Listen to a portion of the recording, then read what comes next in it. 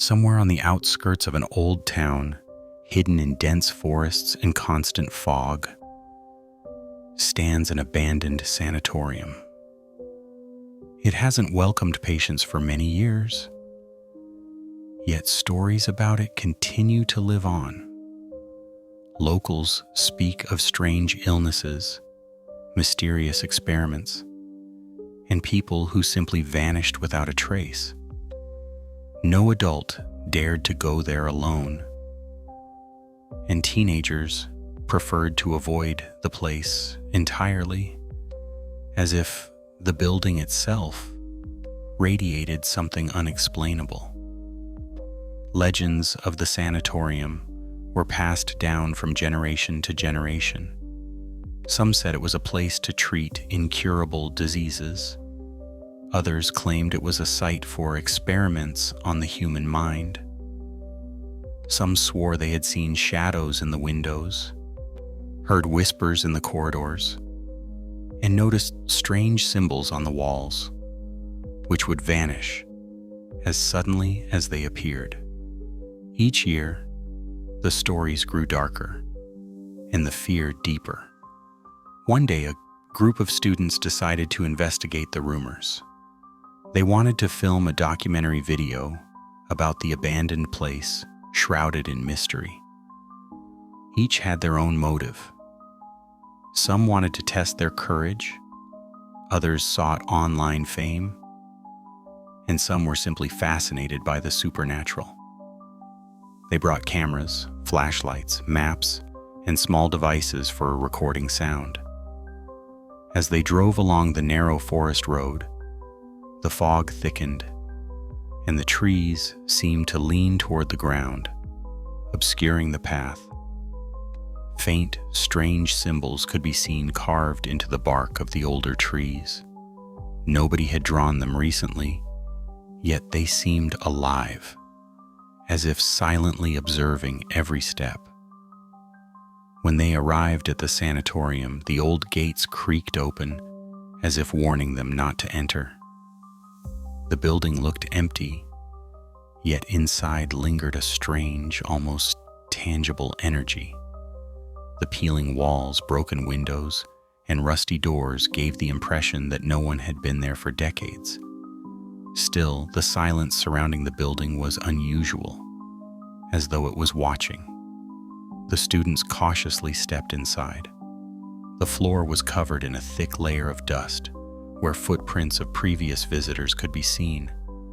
On the walls, old drawings and symbols, unintelligible and eerie, had survived the years. In some of the rooms, they discovered patient diaries. The pages were yellowed and fragile, but the content sent chills down their spines. The diaries described strange illnesses, night terrors, conversations with people no one else had seen, and inexplicable events within these walls. In some photographs, faces were crossed out, as if someone had tried to erase them from memory. The corridors seemed endless. Every door hid a secret. Occasionally they heard faint rustling and creaking, but when they turned, nothing was there. Sometimes the flashlight would catch something moving in the shadows, only for it to vanish the moment they tried to focus on it. Every step felt like they were not just exploring a building, but intruding into someone's private, hidden universe. That they approached a door leading to the basement. Strange symbols, almost mystical, were carved into the wood. Despite the fear growing inside them, they opened it and descended. The basement was dark, damp, and cold. The walls were covered in mold and the air was thick and heavy, as if it held the weight of the building's history. Every step echoed, and it felt as though the basement itself whispered in a language they couldn't understand. Suddenly, the door behind them slammed shut on its own. The flashlights flickered, casting uneven shadows. On the walls, new symbols appeared, ones that hadn't been there before. as if someone or something was watching them right now. Whispers surrounded them from every direction, yet seemed to come from within their own heads. The students tried to find a way out, but the basement corridors seemed endless. Panic set in. They screamed, ran, and tried to navigate by touch, but every turn looked the same. At times, shadows seemed to mimic their movements, though no one was there. One of the students felt a cold touch on his back, like an invisible hand brushing against his skin. The longer they stayed in the basement, the stronger the sense of something immaterial being present became. The whispers grew louder. Their echoes multiplied, and it seemed as though the walls themselves were closing in, trapping them.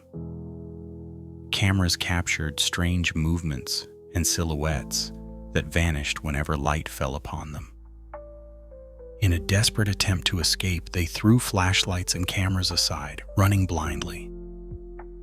The last thing the cameras recorded was an empty corridor and a shadow standing at the entrance, motionless as if waiting.